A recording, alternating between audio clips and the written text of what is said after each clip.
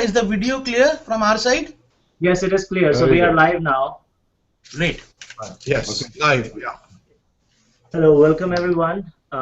Myself, Ajay Jain, and with me is Prasadji Alamanchi from Chicago. We are extremely pleased to have you all here on Google Hangout with Dr. Swamy. He'll be talking to us about the Indian economy and what are the possible remedies that we can take to bring it back on track. To kick this off, my colleague Prasadji Alamanchi will quickly introduce the concept of critical thinkers. And after that, Dr. Swamy will be talking to us. And then towards the end, we will have the opportunity for the audience to engage with any questions they might have, including those who are with us inside the Hangout. So with that, Prasadji Alamanchi. Good evening in USA. Good morning in India. Rest of the world, whatever applies to you. Welcome to first Google Hangout with Dr. Subramanian Swamy. I think it was during his last trip to Chicago. I asked Dr. Subramanian Swamy, what is it we can do for India from here in USA? Dr. Swamy said, it's critical thinking, critical thinking. So with the blessings of Dr. Subramanian Swamy, we formed Global Critical Thinkers Organization and requested Dr. Swamy to address its first Google Hangout. We intend to bring many more speakers for your critical thinking pleasure in the coming months. There is tremendous need for critical thinking. There are many issues in India, or for that matter, anywhere in the world, to be questioned.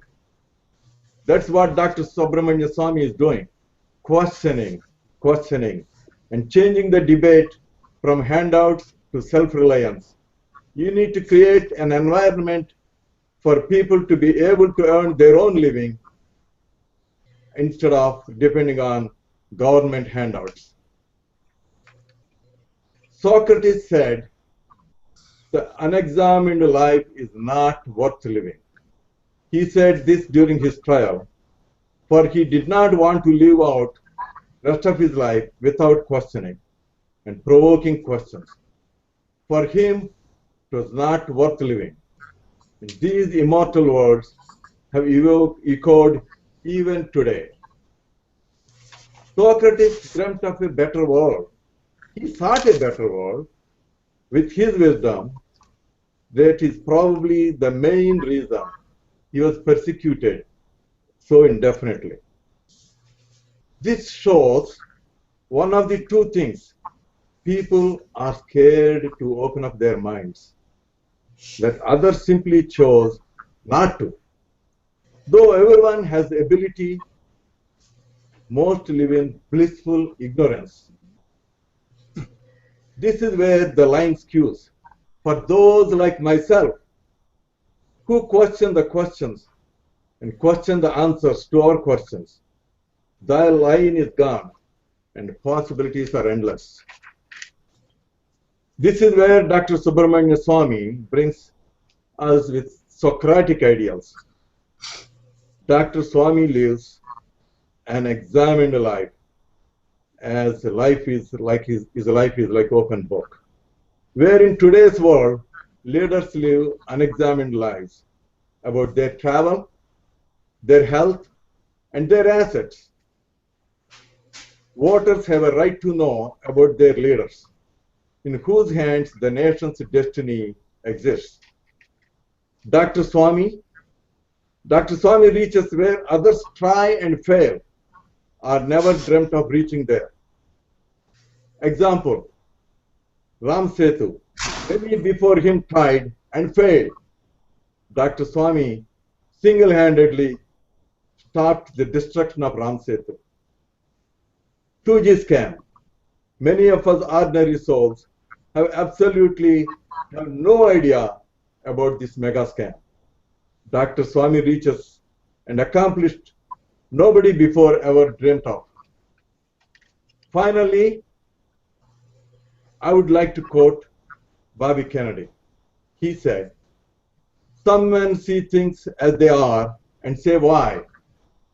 I dream of things never were and say, why not?" That's what Dr. Swamy has always been saying. Why not? Why not? And why not? Ladies and gentlemen, would you please welcome Dr. Subramanian Swamy, who is going to address what ails Indian economy. Find out Dr. Swamy's remedy. Dr. Subramanian Swamy, it's all yours. Well, first I'd like to say that I'm presently engaged in an exercise on behalf of the Vision Committee headed by Nitin Gadkari, wherein I have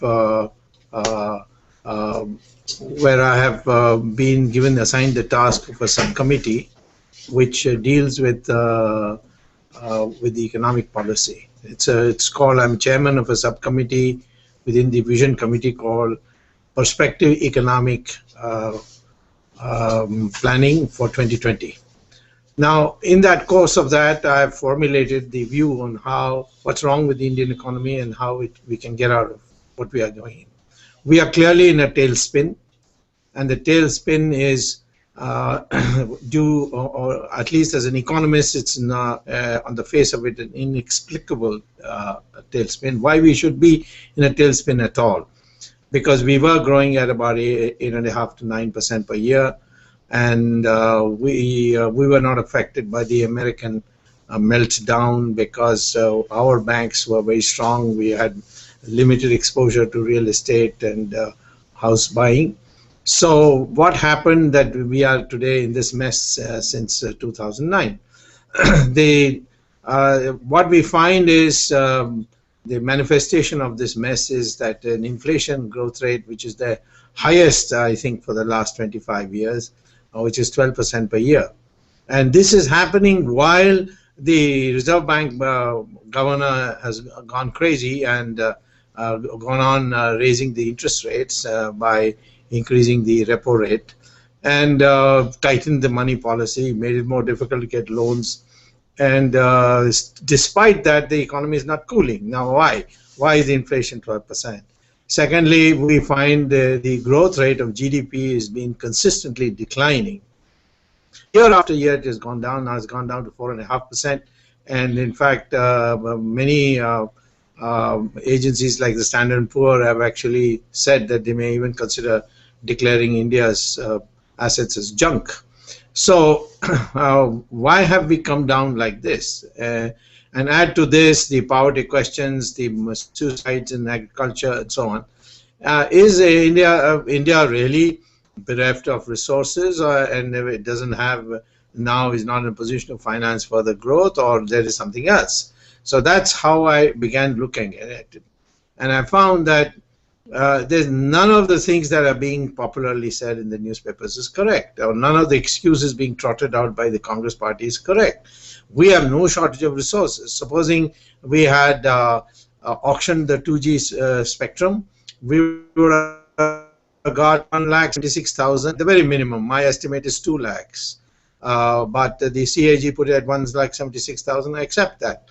And even 1,76,000 is a lot of money, because the total personal income tax revenue that government collects is only 2 lakhs.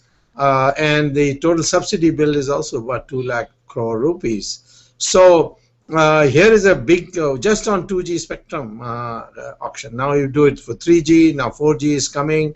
And these, as you know, that as time passes, the more and more generations, depending on the bandwidth of the spectrum, we will be able to do more things. So there's one. Similarly, we handed out coal blocks for a song to various private supporters of private industrialists who are supporters of the Congress party.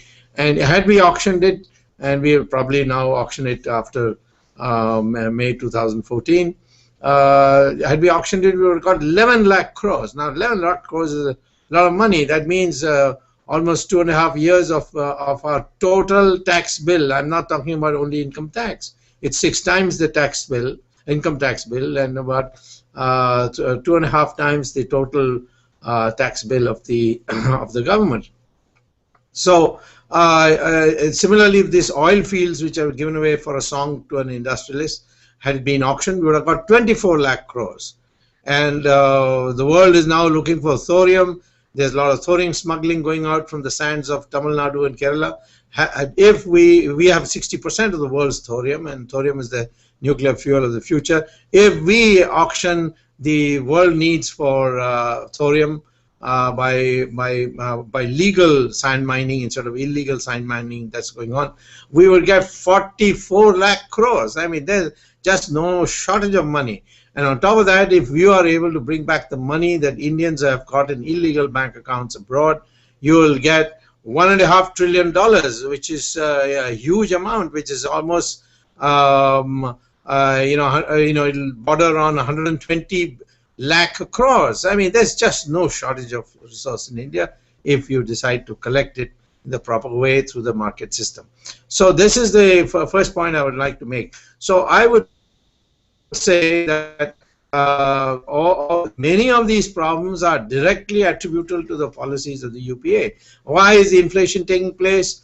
Because the people who have got money in Switzerland bank accounts and other places don't get interest paid on their deposits. There's a service charge of 2%, and so they came up with this wise idea of creating a derivative, a financial derivative called participatory note, by which you get an anonymous piece of paper. That is, your name is not there, the serial number is not there, nothing is there except the amount. It's like a currency note, and you're allowed to bring it back to India and invest in the stock market. And the stock market goes up, you sell out, and then you take the capital gains and go abroad back with it. And the Reserve Bank is obliged to give you the rupees that you earned on the stock market in dollars. And nor is the Securities Exchange Bureau of India allowed to investigate where you got all this money to buy these participatory notes. They've exempted that. The UPA has amended the law for that effect. Now a huge amount comes in. $60 billion have come in through this participatory note, and now they don't even pay capital gains tax because they passed a new law saying that if a Mauritius company invests in India in equity or in the stock market, it will be exempt from capital gains tax. So what is the need for to create a company in Mauritius? Just $1. You can create a company for $1 in Mauritius. So there's corruption is at the root of all your problems. The money that's not taken out abroad. Tell me which country in the world may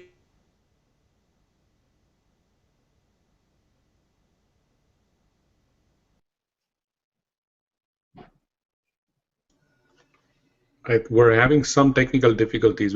As soon as we get back on. Ajay, you can mention that if you have some technical. Dr. Swamy, if you can hear us, there is some technical problem on your end. We lost your audio. If you can try and get back in and resume from where we lost you.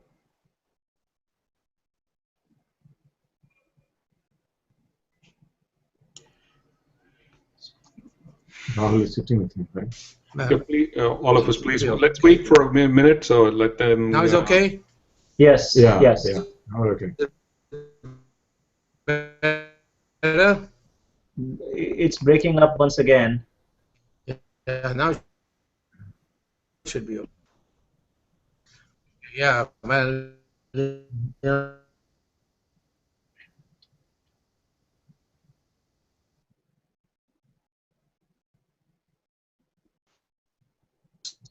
Please bear with us as we're trying to figure out the problem with the network here. We just lost Dr. Swamy's audio and video. Can you type in something? They can hear us.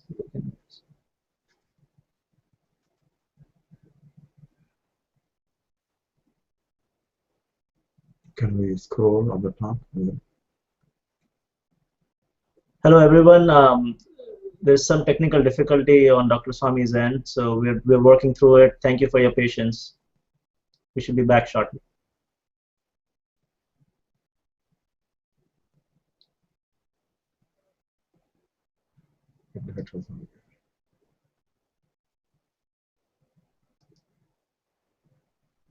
Going really good.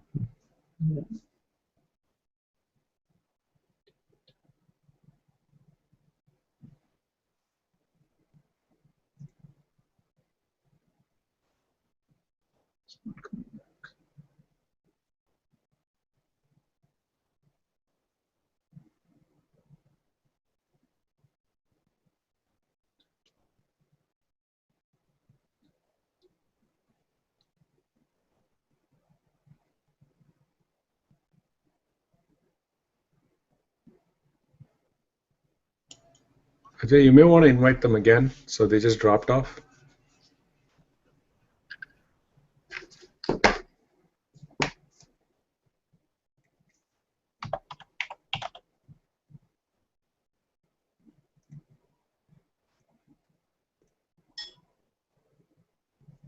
Yeah, I sent them an invite again. They should be, Dr. Swamy should be back shortly.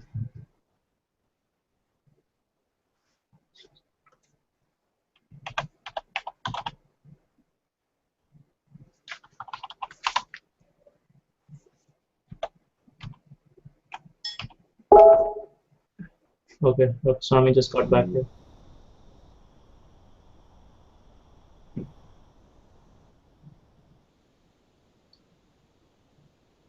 Hello, Dr. Swamy, can you hear us? Yes. Yeah, I can hear you. Okay. Okay, so I've made out the case that, you know, hello, can you hear me? Yeah, we can hear. I made out a case. I don't want to take more time. I made out a case that the problems we are having today are all directly attributable to the corruption money that's flowing around the country and abroad and coming back abroad and wrecking our stock market, etc. Now, therefore, based on the belief that you don't have a shortage of resources, but it's only a question of how you mobilize it and how you plug in this corruption. I have suggested in my document, which is going to the vision committee of the party, that we should look at the problem in 4 parts. First, what's our objective? 2, what's our priority? 3rd, what is our strategy?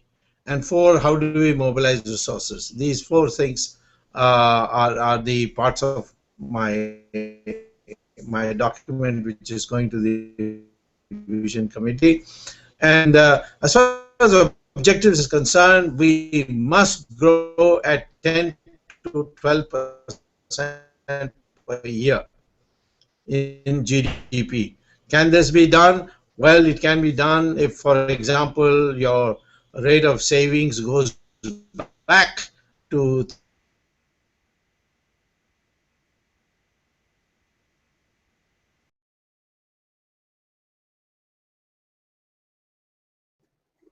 Dr. Swamy, we lost your audio again. If there's a bandwidth issue, maybe we can try and lower the, either mute the video and just go with the audio for now, or lower the bandwidth requirement on your side and try and get a lower quality video while we can get your audio in. Yeah, I think it'll be better if he just mutes his video on his end, and then the audio part will be better, because I think there's a bandwidth issue. Definitely. I mean, it just goes on and off. So yeah, he's back. Can you hear us? See him. Yeah, we can hear you now. okay, Yeah. right? Microphone. It's on mute. Go ahead. Just, Can you hear us now? Yes, we can hear you right now. If this happens again, let's mute the video and go with the Ajay, audio. yeah, mute the video.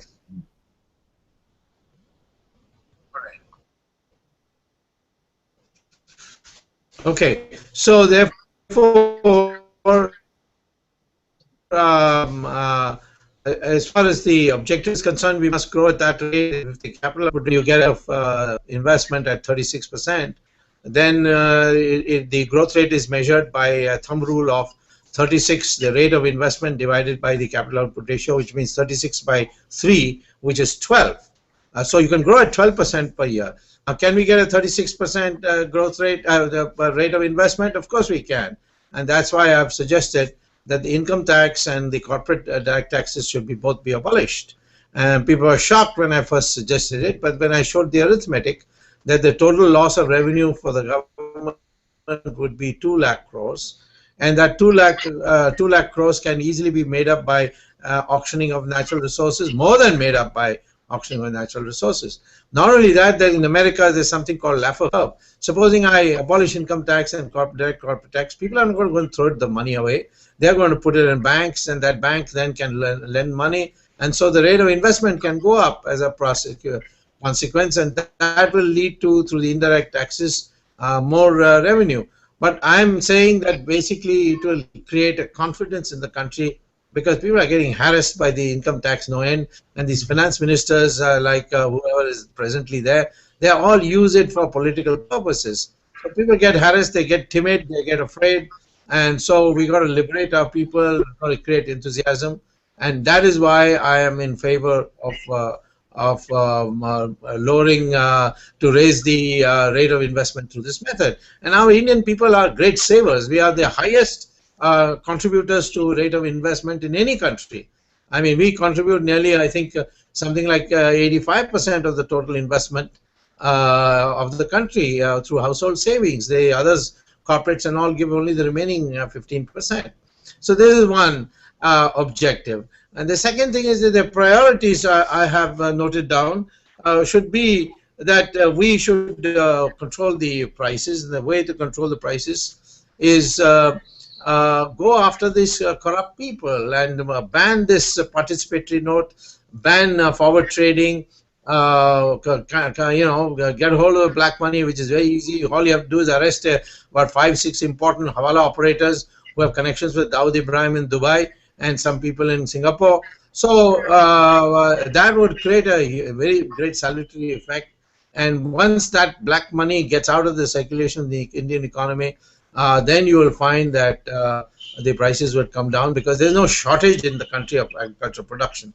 So I would focus it this way. The third thing is strategy. Strategy has to be, we have the biggest potential in our economy in agriculture. We can be a globalized agricultural power, because the yield per acre is one of the lowest, and if you compare it to the yield per acre you get in experimental plots of the Indian Council of Agricultural Research, it's 1/7. That in the same country, the same plot, but with the with management of water, resources, fertilizer, we get 7 times the production.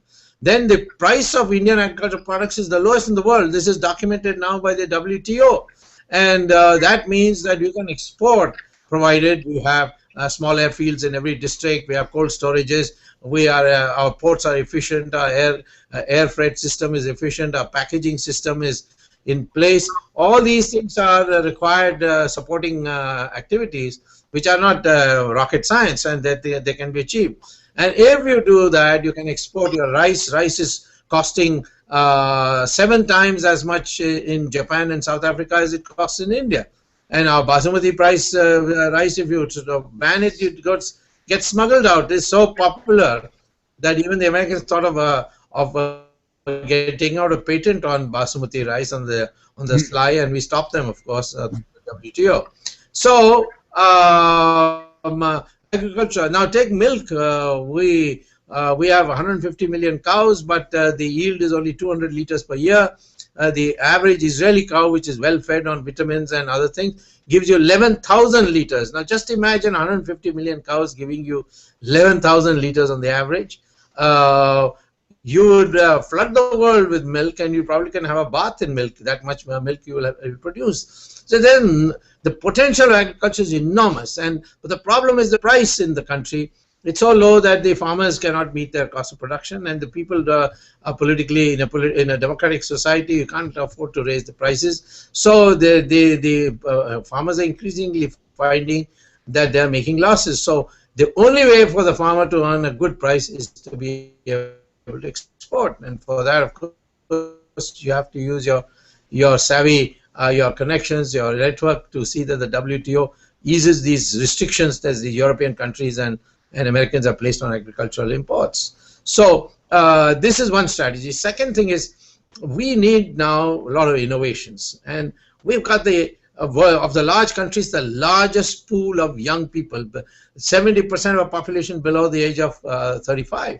Now, if we can get these young people trained to have a new attitude, not look for jobs, steady jobs, but be innovative, take risks, be not risk averse, but ready to take calculated risks and educate them. And now you see, with all your United States, Harvard, MIT, etc., having this EDX syllabus where you can literally attend class in America without having to go to America.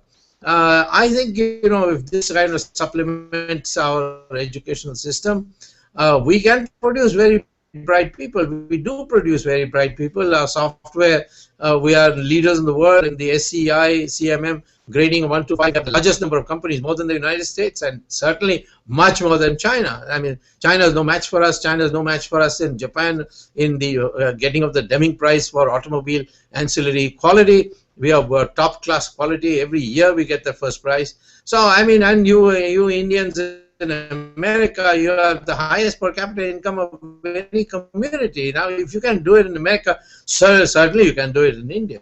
So this demographic dividend, as it's called, we've got to put them. So the educational system must get 6% of the GDP as investment instead of the present 2%. This is another thing that needs to be done. And there are projects which need to touch the people right away. Instead of saying it'll come down, it'll happen. That's the mistake of many reformers like Narasimha.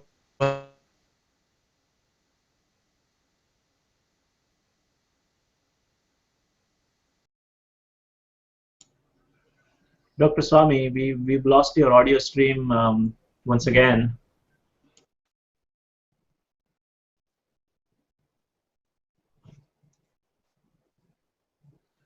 We're having some bandwidth issues. We'll get them sorted out shortly. Dr. Swamy, if you can hear us, let's see if we can mute the video or lower the bandwidth on your side and resume this. Thank you.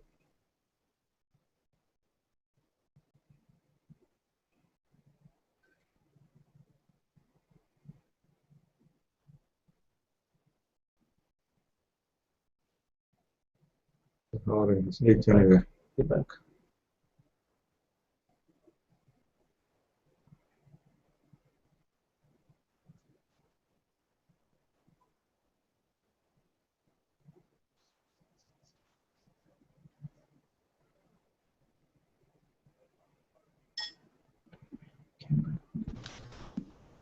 You want to sit down here and read all those? Yes. And Yeah, now can you hear me? Yeah, we can hear you now. Yeah. Can you hear me now? There is some jitter still, Dr. Swamy.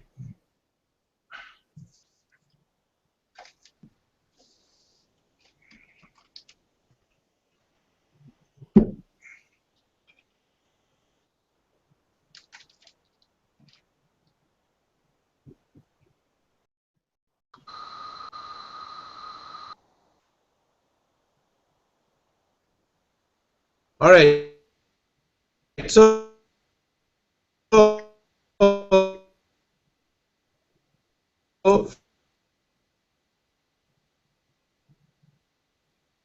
We still can't hear you.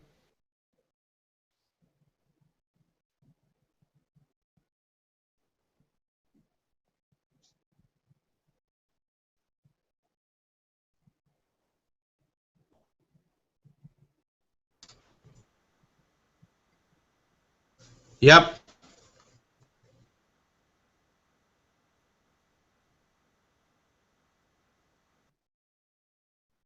Hello everyone. We apologize for the bandwidth. We are working on it. Thank you very much for your patience. Dr. Swamy, if you can hear us, your audio stream is broken right now.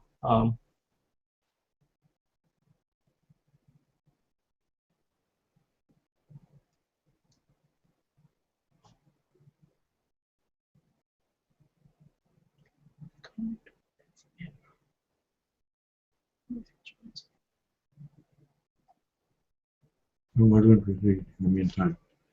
Yeah. There may be 2-3 questions. It's almost up probably. It's time.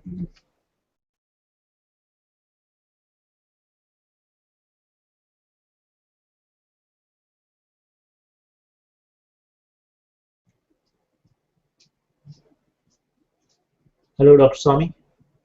Can you hear us? Yes, I can hear you. Okay, yes, we can hear you now. We can hear you now. Okay. All right. So I'd say There is still audio problem. Rahul, can you off the video Dr. Swamy, if you could just ask more Rahul to mute. Dr. Swamy, if you could mute your video, I think we can move on with the audio stream. Looks like there is some bandwidth restriction on the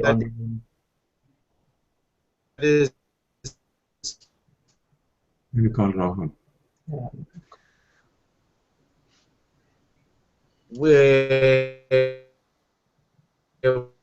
We need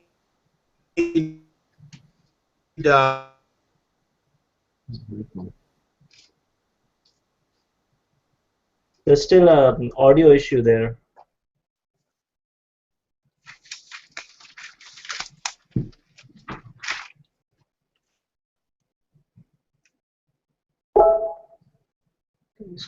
Call Rahul. Yeah. Dr. Swamy, we can't still hear you. Okay.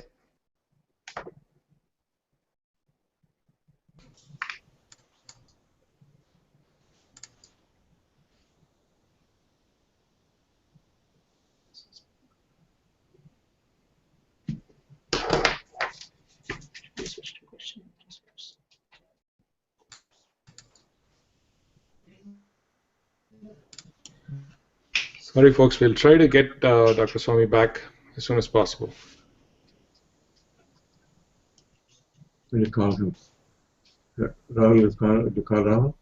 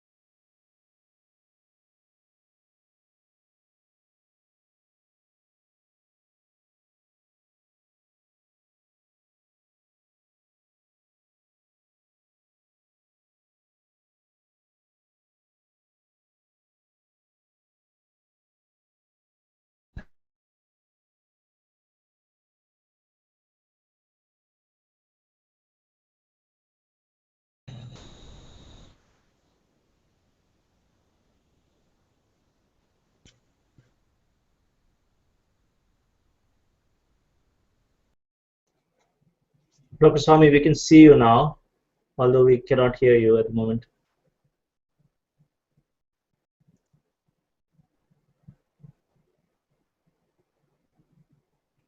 Good.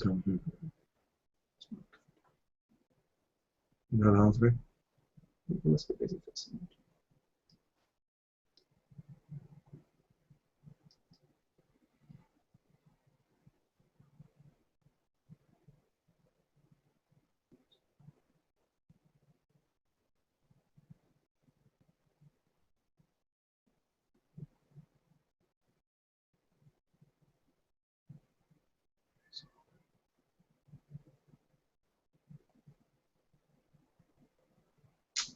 It's going so good.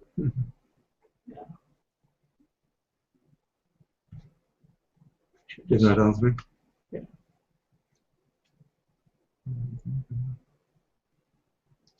Maybe we should use not just use his picture and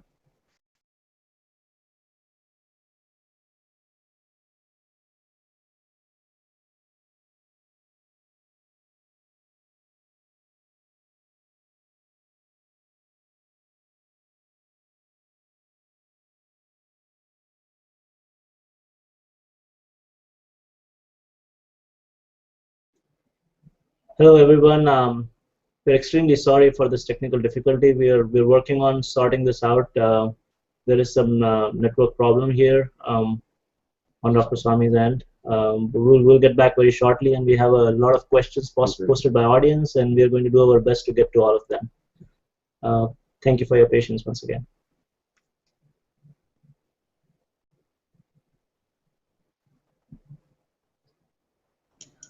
Ajay, why don't you just, if you have those questions, email them to Dr. Swamy just in case, because we can save some time in reading and in responding to it. Just email it to him, so maybe he can read those questions and just answer better, because we're running short of time as well. Good idea.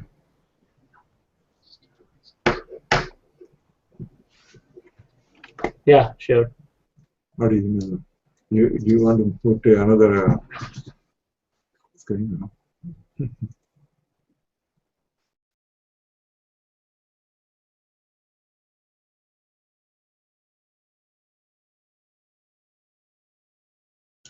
I'll try to call Rahul and see if we can do something.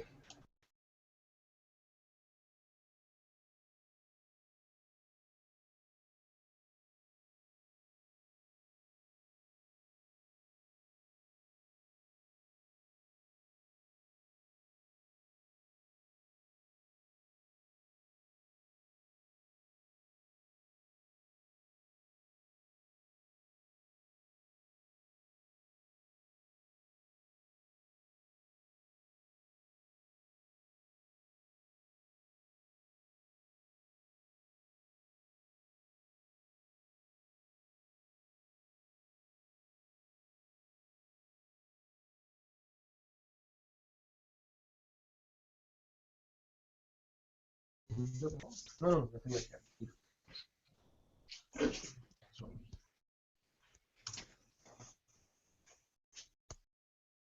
Ajay ji? Hello? Hello? I can hear you. Rahul, I can hear you. Let's continue to a bit. Yeah. Is Dr. Swamy visible to you now?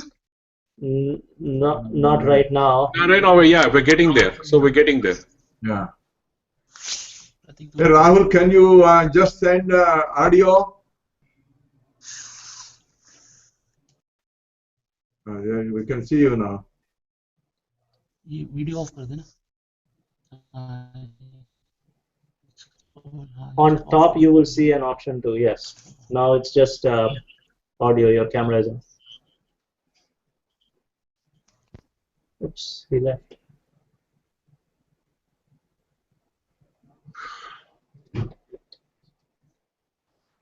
What is he trying to say, Rahul?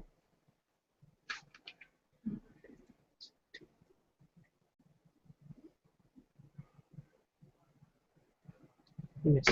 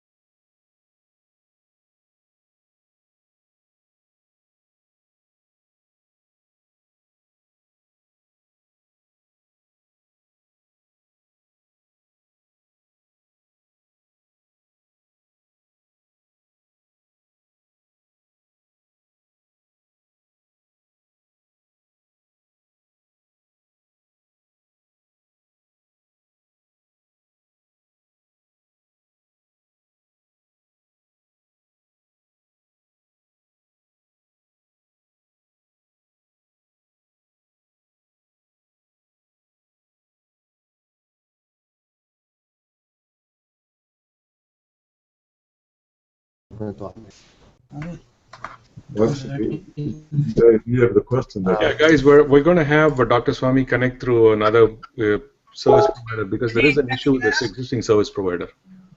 Okay. So Ajay ji? find another way to do that. Ajay ji? Yes, we're here. We can hear Hello? you. Yeah. We can hear you, Rahul. Go ahead, Rahul. We are trying to have one more connection along with this. Yeah. Okay. Just give us a minute. We are trying to have one more connection. Actually, the connection is dropping out in between. Okay. We are trying with the. Just give us a minute. Okay. I think वो फिर laptop it's working. It's working. Just plug it. Yeah. Here, and we can. This one, it's got full connection. So no problem.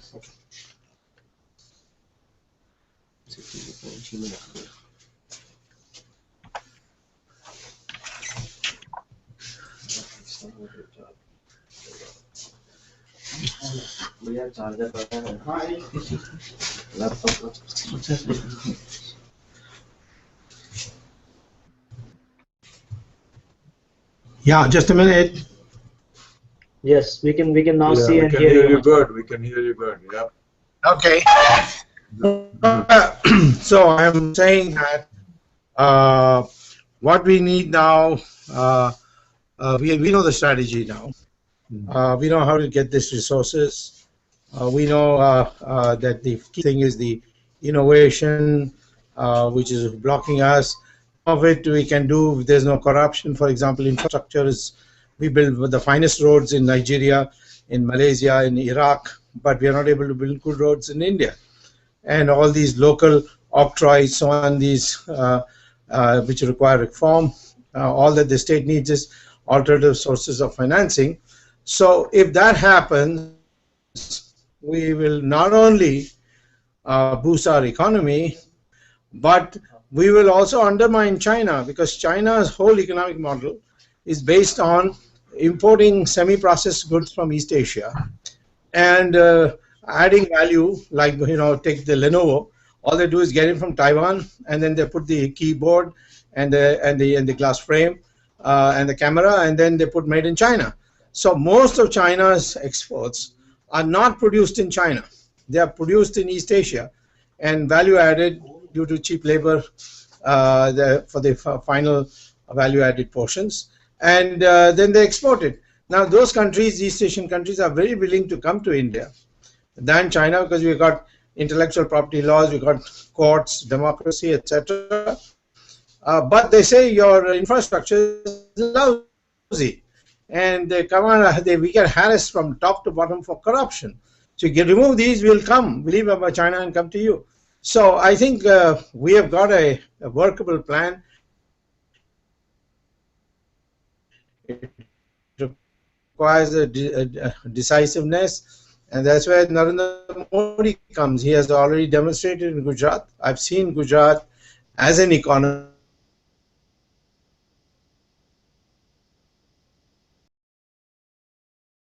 become a world power.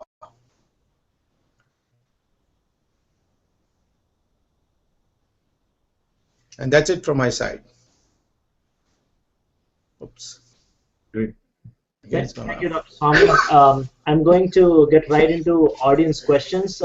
If anybody, yes. Now you can ask. I'm not able to hear you, Rahul. Now you can ask. Yeah, I'm going to go into questions now from the audience. Real quick, if anybody inside the Hangout has a question, can you quickly raise your hand? Else I move on. Okay. Yeah, so Karna has a question. Go ahead, Karna.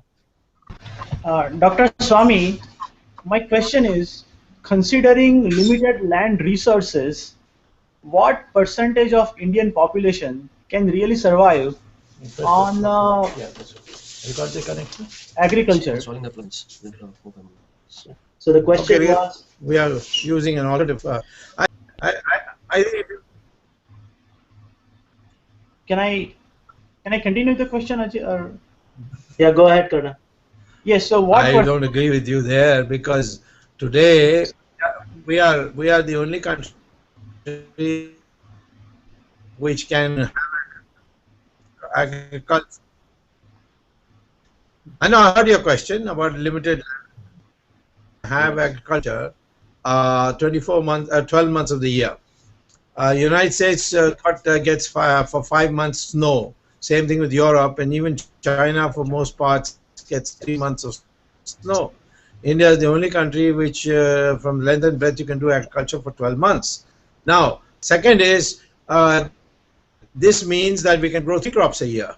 But actually, we are only on 25% of the land growing more than one crop. So clearly, the question of land limitation for agriculture is not there.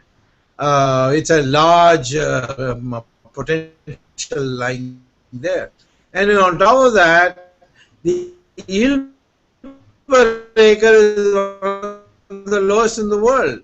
So you can go increase your yield 3 times, 4 times, fertilizer, pesticide, etc. So I don't think there's any land limitation. Okay, but the people who are not in rural India, not employed by agriculture, In the interest of time, I will encourage no follow-ups for today, and I want to quickly get to other questions. If one more chance for anybody in the Hangout who want to raise their hand quickly, and then I will jump into the audience questions. We have a lot of them here. That's fine. All right. Yeah, Ramesh wants to ask a question. Go ahead, Ramesh. Dr. Swamy, thank you for the time. You said apart from agriculture, what are the main other areas that you believe that will bring the economy back to into its glory? We may have good news.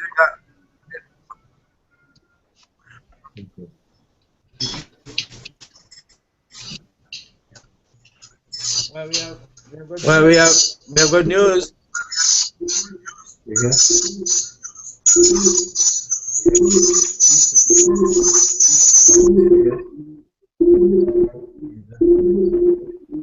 Rahul, you have to shut down the other one, Rahul. Yes. Okay, we have switched to another one. Yeah, okay, perfect. We got another, and I think this other computer, the government don't like it. Can you hear us?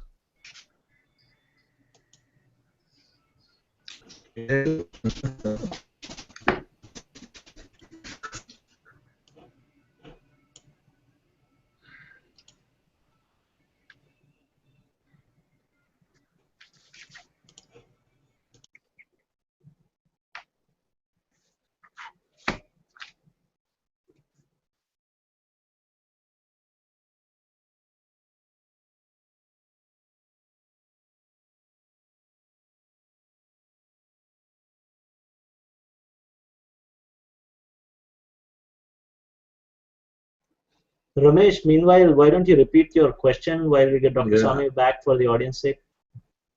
Ajay, let's take the questions from the people first. That's fine. My question can be there. That's fine. We'll take questions from people who have put up on there, and then if we have time, then we'll deal with my question. Yeah. Yes, Dr. Swamy, we can see you and hear you. Yes. I think. Okay, so I'm going to. Okay, Dr. Swamy, we are going to the audience questions directly since we lost some time here. So, can you hear us, Dr. Swamy? Ajay, you hear us? Yes.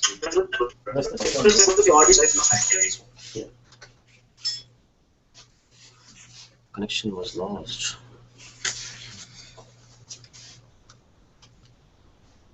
Can you hear This us? is 3D, right? Yes.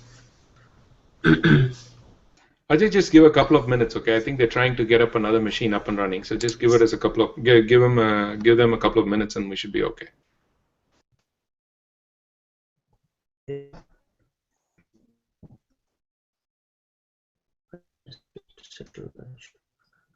Ajay, can you hear now? Yes, there was a little bit of a jitter. Hello. Yes, we can hear you. And the video is the video clear? No, I don't see the video, but yeah, now I can. If you can get the audio, we don't need video. No. Okay, we will try out this. Okay, go ahead.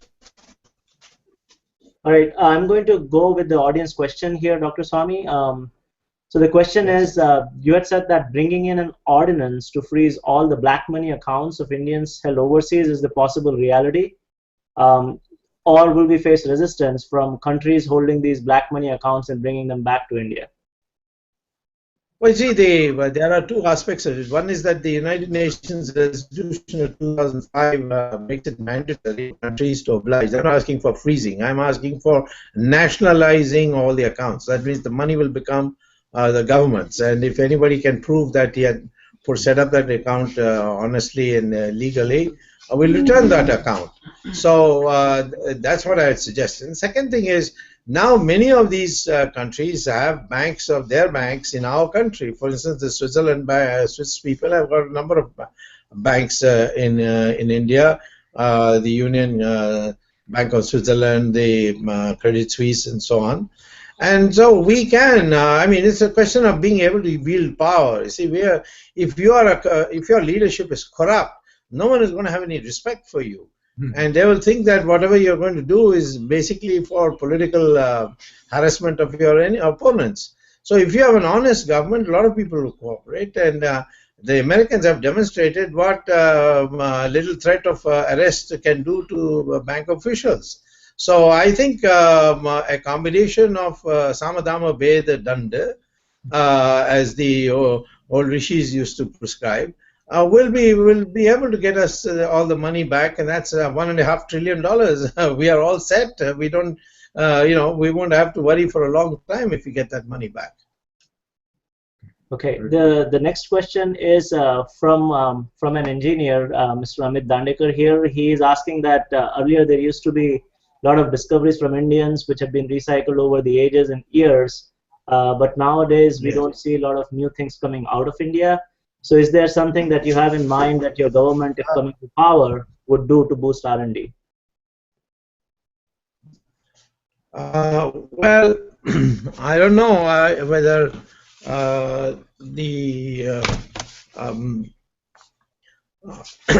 the question is that yeah, that's fine. I'm just looking at the electrical connections.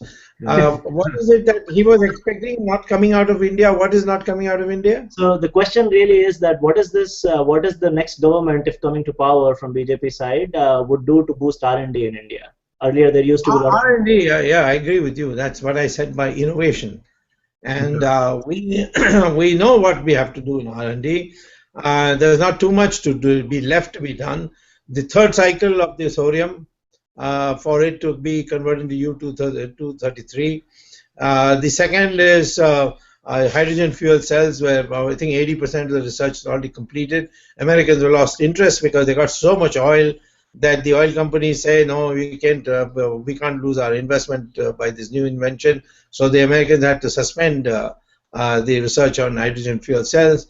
We have got plenty of shale oil that needs to be extracted. Then we need to use thorium for other purposes. For even now, the Japanese have discovered that instead of hydrogen fuel cells, you can have thorium-driven cells for automobiles. So these areas are cut out for us, and it's all within our reach, and that's what we need to focus on. So this would require about 6%. Again, in the part of that budget would be educational. But 6% of the budget on education would cover a very substantial portion for research and development. Okay. The next question is on the fake currency threat to India. Briefly, the question is, how serious is that threat? How serious do you think it is, and what can we do? It's very, very serious. It's very serious. In fact, I think the easiest way to pump in money is through elections. You see, nobody looks at these currencies where they come. Most of it comes in cash. The election is conducted in cash, so it becomes very easy.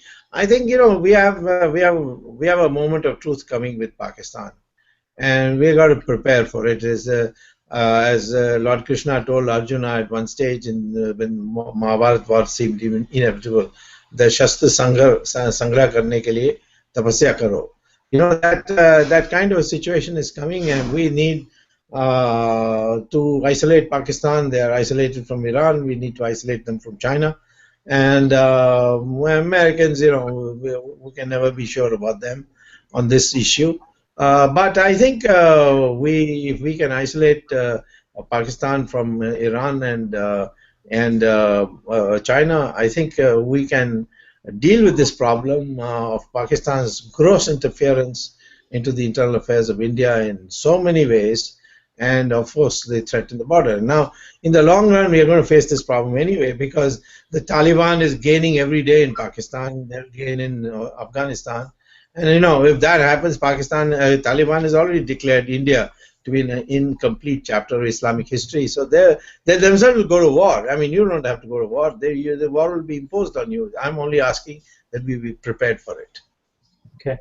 Sir, thank you very much. The next question is about the budgets for the courts. It is being asked that should the Supreme Court decide the budget for the courts in India to get them more autonomy? I think it's shocking, the load on our judges. It's unbelievable. See, in the United States, the entire bench sits, all the, I think, 18 judges or whatever, they sit in one bench. In India, we have got maybe 15, 16 benches, you see, of two judges each, and we have 31, 32 judges already. And look at the load. They take 300 cases per day. The United States Supreme Court takes only 200 cases per year. I mean, there's a tremendous difference, and there was the American system of requiring discovery and integrities, which is there in our civil procedure code, but the lawyers are too lazy to do it, and the judges so far have resisted. When I was law minister, I tried to bring it, and then the Supreme Court Chief Justice told me there'll be strike in courts and you'll have a real problem. So I think we need to really seriously think in terms of reducing the load on judges and somehow making it profitable for judges to be honest. In other words, I would rather say that no judge should retire, but we don't want the American system that the man will remain on the bench. We'll create a alternative forum where cases which the sitting judges feel it's really taking them a little far afield, they can refer it to this pool of retired judges, and those retired judges would continue to be treated as judges, and they would get the emoluments or the pay that they are getting as judges. So I don't think with this kind of expectation of life increasing, now it's 75 years, we should retire people at the age of 62 and 65. It makes no sense at all. But at the same time, I don't want to disturb the seniority because seniority goes here on the basis of your time of entry, and if somebody stays a judge longer, then somebody else will be denied being Chief Justice. I don't want to disturb that. So create an alternative judicial forum to which cases can be referred to by the Supreme Court for disposal. That's the kind of thing I'm thinking of. Okay. Moving on to the next question, sir. This is from a gentleman, Venkat Ravi Shankar. The question is, educating young Indians is a big challenge. How do you propose to handle that, and how can common citizens participate in that? Well, I think there are 3-4 areas where people can learn themselves and be motivated, and your internet is now a great boon for that. One is know your correct history, you see. This whole history is all a bunch of junk which the British have put in to really make you feel an inferiority complex, you see. All this Aryan Dravidian theory, this that we are constantly butchered by foreigners who came. We are the only country which resisted Islam. I mean, Islam would have gone all the way to Japan, but for India. And in any other country which Islam conquered, they converted that country into 100% Muslim. We are the only country where they're not even 15%, you see. And even in undivided India, they were 25%. So I think the fact of the matter is that we need to know our true history.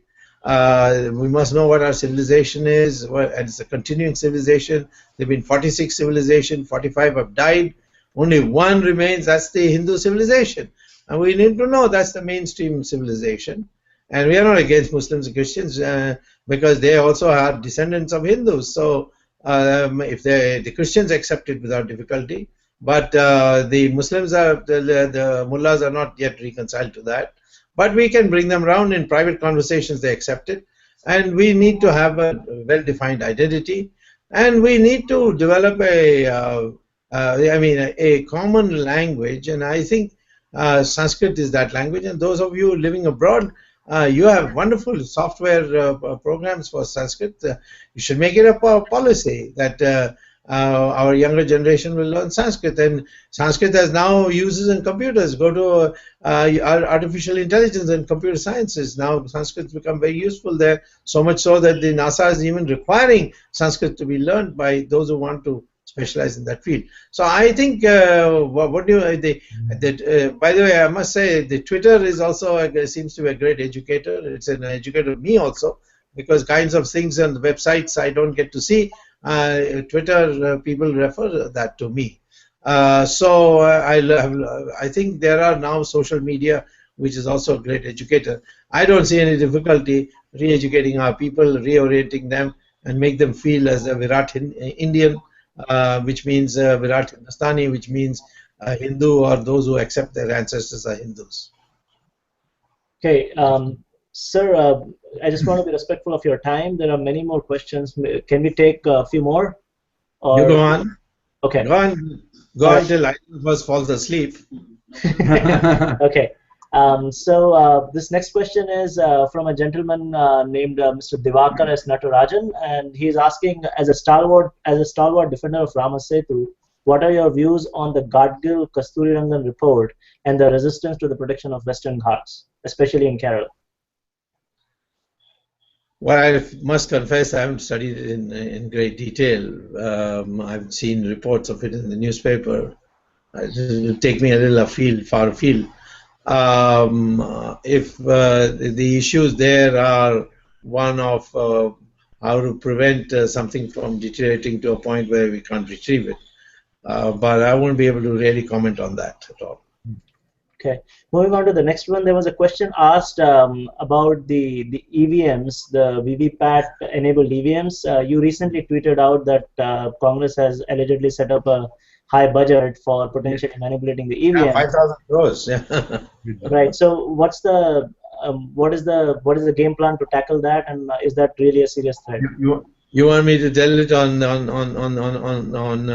wireless with the Congress people listening in? They can do it. I can tell you that. And if we get really angry, we can do it to them. So don't worry. Just keep faith. Let them try. Okay. Sir, moving on to the next one, there are a lot of people asking similar questions. So about Aam Aadmi Party. So I'm slightly off topic, but since there are a lot of people asking the same question, the question generally is that Aam Aadmi Party has taken center stage, at least in the Delhi elections. Is that to be taken seriously, and what is your position on how to handle that at the national level? Well, see, the Aam Party created a euphoria amongst these some middle class and some of these people in the slum areas by promising things that they are not able to deliver.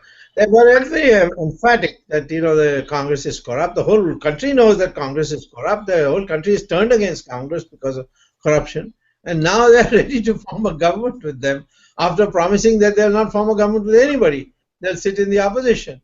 The main problem that the Aam Party is now facing is that all the MLAs are ready to desert. If they don't form a government, I can tell you that of the 28, 24 will want to join voluntarily the BJP, and nobody can stop that. I mean, you can't say that that is skullduggery or that we are buying people out. The Aam Party people have become MLA for the first time. They don't want to give it up. They don't care a damn about Mr. Kejriwal's commitments. They want to remain MLA. They don't want to face another election. The Aam Party is doomed because they are going to form a government. They are doomed. If they don't form a government, they are doomed. I think you don't worry about them. There will be like Ram Rajya Parishad coming and going within one election. Okay. moving on to the next one. Sir, I'm waiting for your signal to say when we are over time, because I understand we're... Yeah, I will tell you. I'll tell you. I got an Australian program. I'll tell you when that gets close. Okay. So this gentleman is Mr. Ribus Narayana. The question is, Narendra Modi in one of his speeches, I haven't heard the speech, so I'll take it at face value, said that railway coaches manufacturing should be privatized. Do you think that this is a good idea? What are your views on privatization of railways?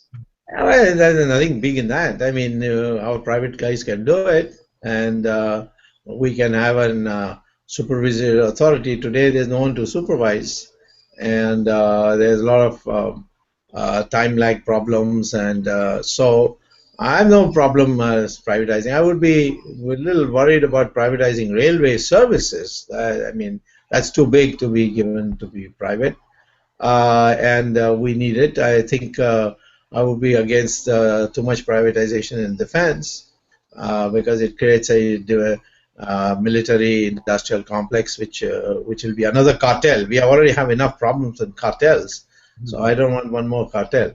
But I think as far as production of goods like bogies and so on, that could well be privatized. I see no difficulty in that. Okay, thank you.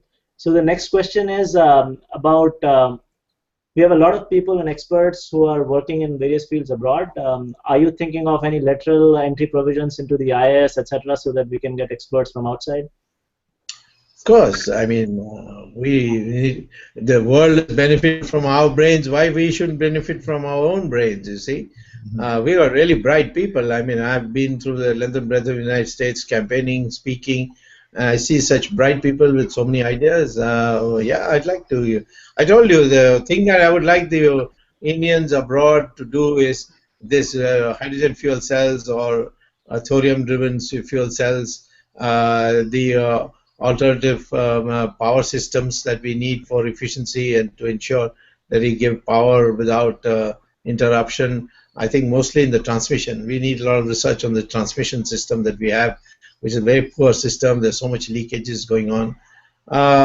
Like that, I think we need to pick brains. I mean, we have to train intellectuals, not people like Amartya Sen, who are communists, who are already discredited because they foisted 40 years of the Soviet model and kept us down at 3.5% per year GDP growth. So we need these young professionals that you see all over America, Europe. We need to pick their brains, no question about it, and we'll certainly probably convert the Ministry of Non-Resident Indian Affairs into a genuine intellectual pool affairs ministry. Okay, so there was a question about the fact that you always said that we could abolish corporate taxes, etc., and raise money through auctions. What happens when all the resources run out? That's impossible.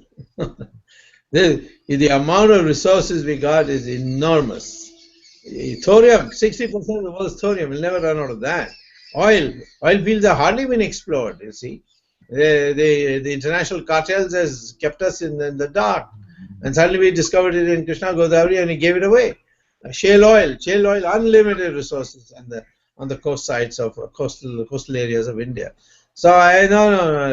This is the Malthus weakness that we have had. They will run out of land, and then they will therefore won't be able to produce food due to law of diminishing returns. Malthus didn't know what is innovation. Now we know that you can grow at 12%, 13% without difficulty. In those days, you couldn't grow more than 2%, 3% per year. Okay. There is a question from a gentleman named Rupam. The question is, can electricity generation in villages be made structured through cooperative society like Amul doing biomass-based electricity generation? No, it'll be difficult because we need a national grid now, and we need that grid to be quality controlled. And I don't know about this. See, when you have best power, you must be able to make sure that you can supervise too. And when you start decentralizing this way, it will be very difficult to monitor and supervise. I prefer a national system, a national grid, and highly computerized system by which we keep very strict supervision over the generation and distribution of electricity. Okay. Ramesh has a question. Yeah. Dr. Swamy, both the finance minister and Raghuram Rajan have tried their best to make this economy turn around, but it's not trying to. It's not even doing even. It's not even giving an inch for the turning around. So, what is wrong with them? Seriously, I mean, why? I mean, they've tried everything under the sun, but nothing's been working for them. So, what do you I'm recommend? not sure. I'm not sure they've tried everything and it's done. I think in the case of Mr. Chidambaram, he has only one-point program: how to make money and provide sufficient funds to Ms. Sonia Gandhi. I don't think he has tried anything at all. I mean, he gets all these crazy ideas. Suddenly, he'll put a service tax, he'll harass the hell out of everybody, and then you'll suddenly talk about direct tax code, this, that, all kinds of things. I don't think he's a bureaucrat. You see, he was never educated in economics, so he doesn't know a thing about economics. As far as Raghuram Rajan is concerned, he is a first-class professor. He may be suitable for World Bank. He's totally unsuitable for India. I mean, he said that I am intent on controlling inflation and therefore I'm raising interest rates. What happened? What he was teaching in class doesn't seem to operate in India because he doesn't see all the other variables. I think he's totally unsuited for India, and I think it's time he went back to teach at Chicago, or if the Americans want to make him head of the World Bank, they can make him. But I don't think he belongs in the Reserve Bank of India. The quicker he leaves, the better. Okay, there is another question here from a gentleman named Ram Odedera. The question is, what is the effect of FIIs on the Indian economy? Our stock market has been reflecting the movement of FII and the volatility instead of reflecting the healthiness of Indian economy organization. Yeah, the FII consists of two parts, the FDI and the other is the hot money.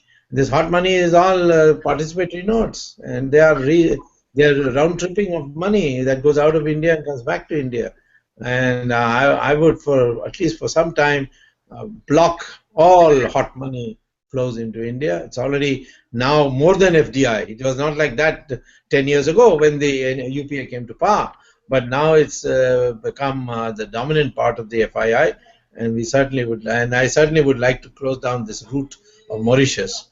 But I was shocked to find in the 2G spectrum scam that every one of the scam companies had an office in Mauritius and were routing money through that, and I found that it was in the same street, in the same building, in fact in the same room, and that room was under lock and key with no furniture in it. So you can see that the kind of sham that goes on, and therefore I think it's time to say FDI, and FDI with level playing field. I'm not in favor of Walmart coming to India because it's not level playing field.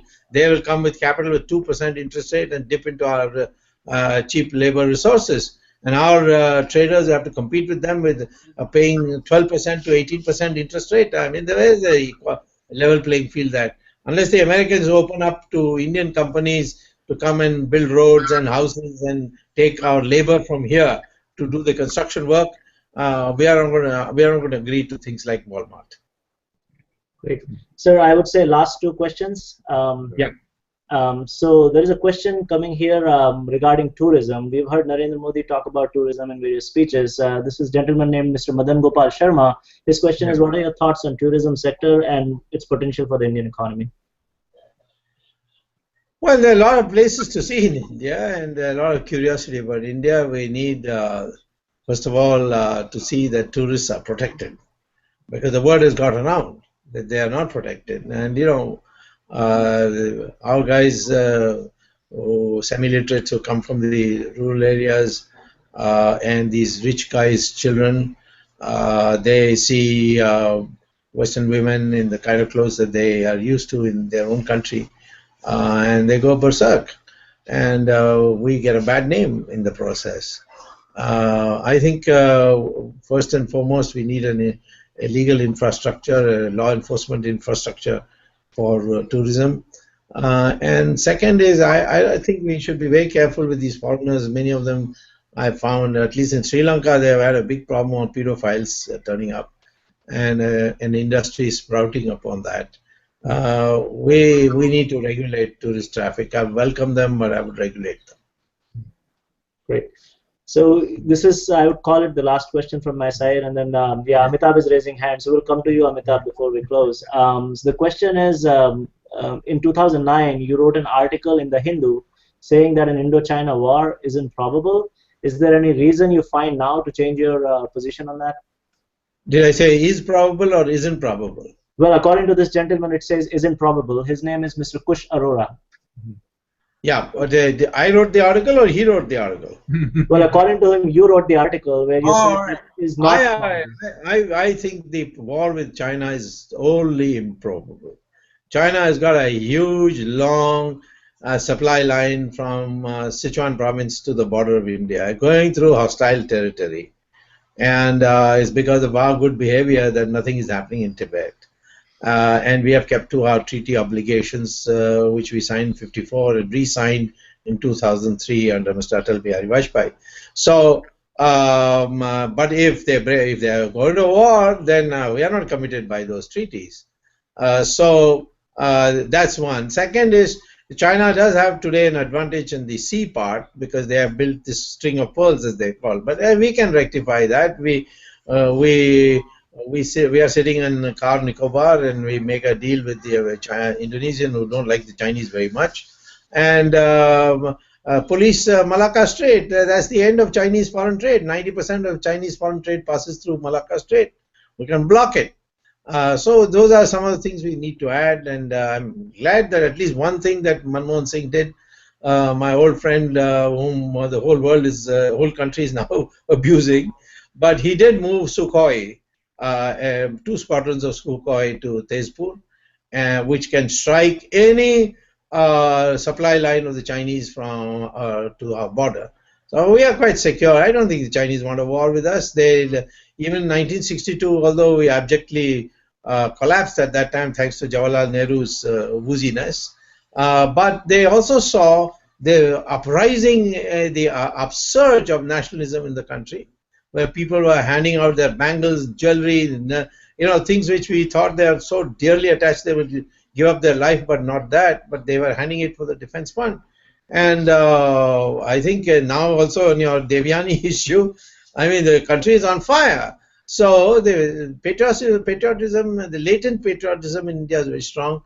I don't think the Chinese want to disturb that. And, I think we have to find ways by which the Chinese feel secure that we are not going to be tools of the Americans. We are not going to be another Japan or Australia.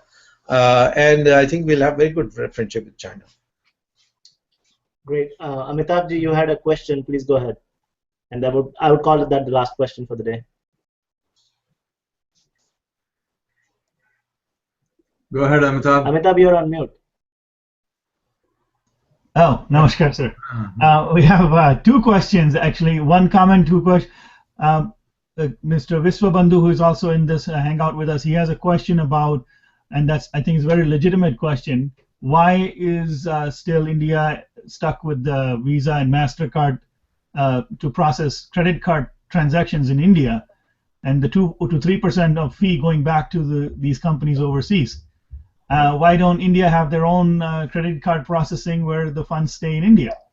And the second and the last line I have is, what do you think is the biggest obstacle on the economic growth in India?